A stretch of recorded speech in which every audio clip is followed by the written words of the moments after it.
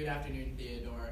Congratulations on making it to octafinals. We talked a little bit about cake. I was just wondering, what's your favorite type of cake? Probably Black Forest cake, I gotta say. Would you like to get some later? I accept your proposal. All right. Can I see a copy of your warnings? Absolutely. All right. Now, you would agree with me in today's round, the affirmative team has the main burden of proof. Generally speaking. All right.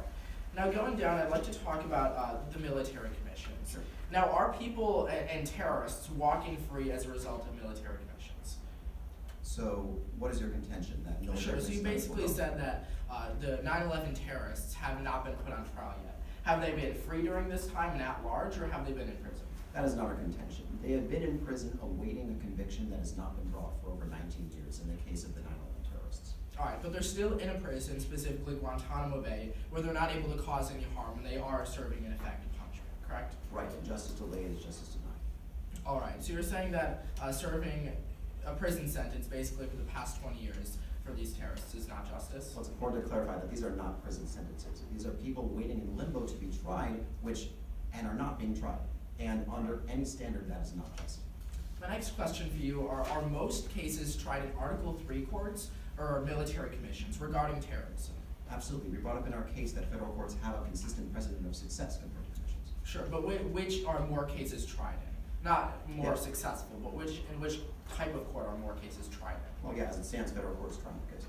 All right, so we already use federal courts the majority of the time, but you're saying that they're better all of the time and in every instance, correct? Absolutely. Our contention is that because federal courts are objectively better, we should use them in all instances instead of some instances. All right, now you brought up, I'd actually like to talk about Guantanamo Bay. You would agree with me that we only hold high-level international terrorists in Guantanamo Bay? I fundamentally disagree. In fact, the issue with Guantanamo and federal courts is they can both try the same amounts of terrorists. Guantanamo Bay, again, the intent is to deal with high-level terrorists, but both systems deal with high-level terrorists. Sure, I'd like to talk about the federal courts. You said that 593 convictions on terrorism-related charges were gained.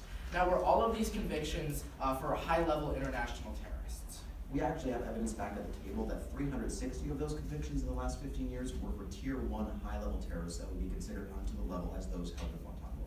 All right, if we could see that evidence, Absolutely. that would be great. Now, you talked about how there were only 32 criminal charges able to be brought against terrorists on Guantanamo Bay. Correct. Now, assuming that many of these charges deal with terrorist-related activities, correct? Sure. All right. Now, you talked about how we can't convict them for material support of terrorism in Guantanamo Bay.